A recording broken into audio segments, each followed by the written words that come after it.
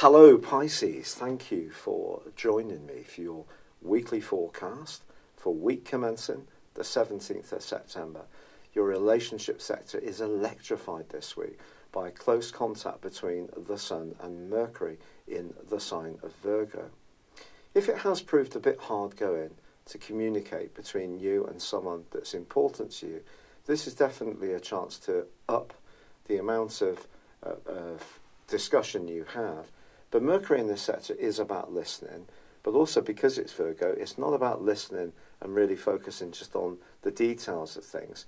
Mercury can, of course, be a great asset, but in Virgo, it can also see us perhaps looking at the downside a little bit, being a bit picky, focusing not on the big picture so much. So try to embrace the big picture as much as you can, because there continues to be a very stormy right angle between Mars and Uranus, which could be unsettling.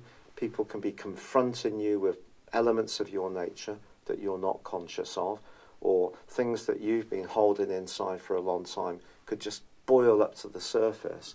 And if you are talking to someone that's important to you, and you do lose sight of the big picture a little bit, the more emotional and frustrated energies of Mars square Uranus, which is very reactive and very outspoken, could in a moment see a discussion being distorted in a way which is not so useful.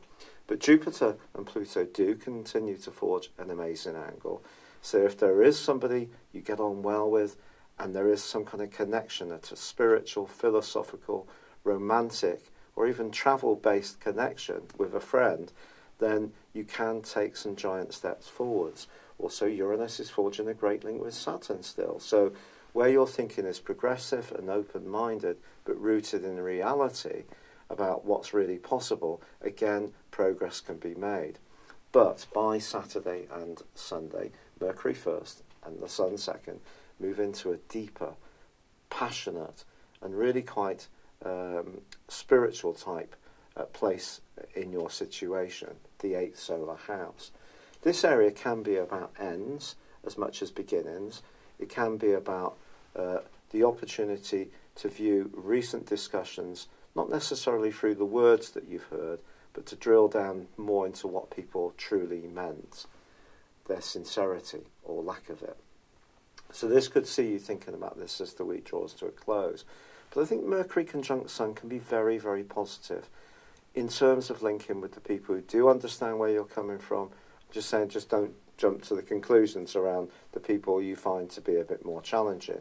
But if you are wanting to move into some kind of partnership or work cooperatively with others, that certainly can be a great asset. And once Mercury and the Sun move into this more agenda of change, where you can take the good communications, but just act it out in a way, in a physical sense, which may seem getting much closer to someone, or it may seem pulling apart, depending on the exact circumstances you are going through at the moment. It's been a real pleasure being with you. I'd love it if you would like or comment on this channel. If you've yet to do so, please do subscribe. But for now, good luck and goodbye. Hello Pisces, thank you for joining me for your Sun or Ascendant forecast for September. I am sorry that I'm delivering this so late. This month begins with a wonderful development for you. Something that's been irritatingly frustrating for you since the end of July, and I think it may relate to the world of work or an appointment or some minor glitch which just keeps rearing its head, can really unfold for you in a much more positive way from the 3rd, when Mercury comes out of shadow. Also on the same day there is a quarter moon, so it is going to be important not to try too hard around an emotional relationship. Someone around you, immediately around you, could be a bit out of sorts. You can be supportive, but try not to get too dragged into their agenda. However, the 6th is really a day for you to celebrate, because then Mercury, the planet of communication, moves into your opposite sign. If there has been crosswires and brittleness and sharp words or just a jagged edge around all sorts of involvements, things can start to flow for you in a much more satisfactory way. This could even include around a friendship. Saturn, the planet of structure, has been tracking backwards for 5.5 months, also through to the 6th, and ends that backward journey. All the retrogrades that have gone on, that have been quite rightly noted upon to some great effect, are definitely significant, but I think this one has been particularly so. However, the great news is that when Mercury makes its way into its home zone of Virgo, where it just loves to interact for you, this helps you to see relationships in a much clearer way, be much less subjective. I'm sorry if that seems a little bit of a criticism, but Neptune has provided a swirling mist at times of distortion this year. And I think Mercury moving into your opposite sign helps you to hear where people are coming from. It helps you to articulate where you're coming from in a way that everybody gets. But Mercury also feeds in a ground Earth trine into Saturn and also Uranus. So it could be that you can connect with some new people, some fresh people, people you find inspiring. It could be through the world of work, it could be through the world of play. There can be something about this which is free-spirited, stimulates you, yet at the same time is stable. A really lovely platform for you to embrace. But also on the 9th, there is a sensational new moon, also in Virgo, which again really primes up your relationship prospects. I'm not going to say you're going to meet the love of your life if you're single, but it certainly gives you an enhanced opportunity to do so, because this new moon intersects Jupiter and Pluto, which are in a splendid alliance running on from last month. These two give you the opportunity to be expansive, but also to network. And when Jupiter and Pluto cooperate, things that have seemed a struggle can just fall into place without so much effort. So the fact that they are interacting with this new moon, which is really giving you an opportunity to harmonise your relationships, to bring an element of diplomacy, yet at the same time assert your needs to situations, is wonderful. So what's the catch? There's always a catch in astrology, isn't there? Sorry, I should be known as the catcher astrology.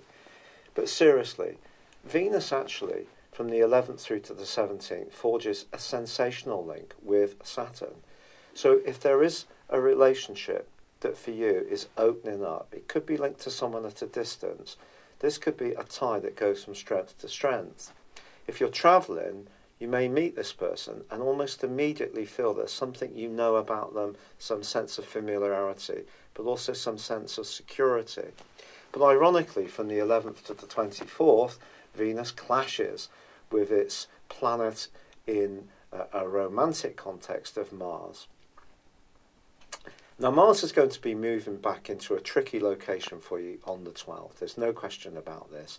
And it's going to be squaring up with Uranus again, just like it did from the second week of May, pretty well off and on since then.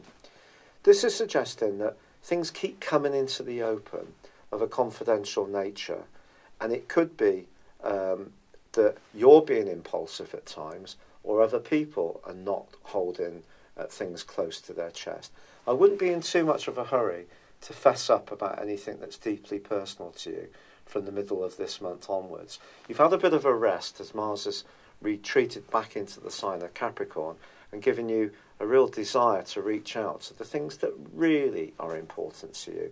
I'm not talking about more material goals and ambitions, although obviously Mars in Capricorn suggests that because it's exalted there, and Capricorn is about those things.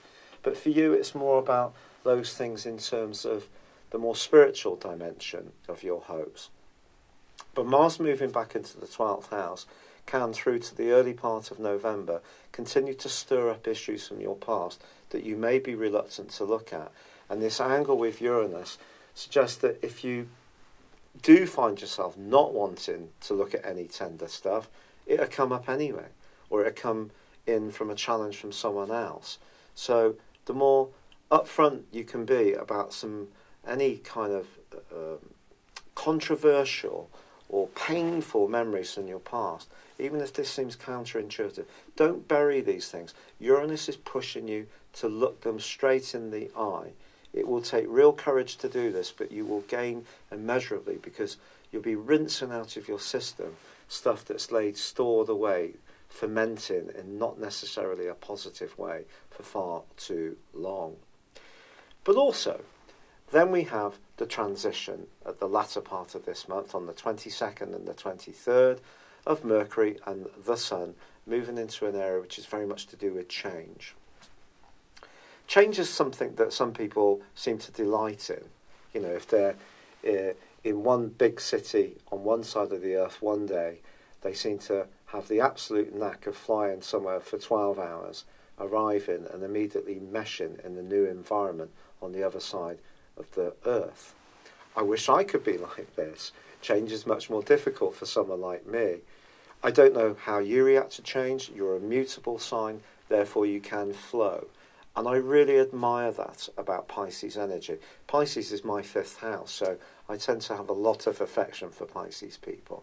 So something could flow and oscillate for you this month, and you'll probably handle that very well. But there could be some structural changes going on as well, affecting where you live, your long-term finances, a deep business partnership, a deep romantic partnership.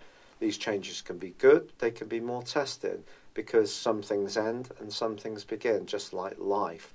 And that's what the 8th solar house is about in the last 10 days of this month.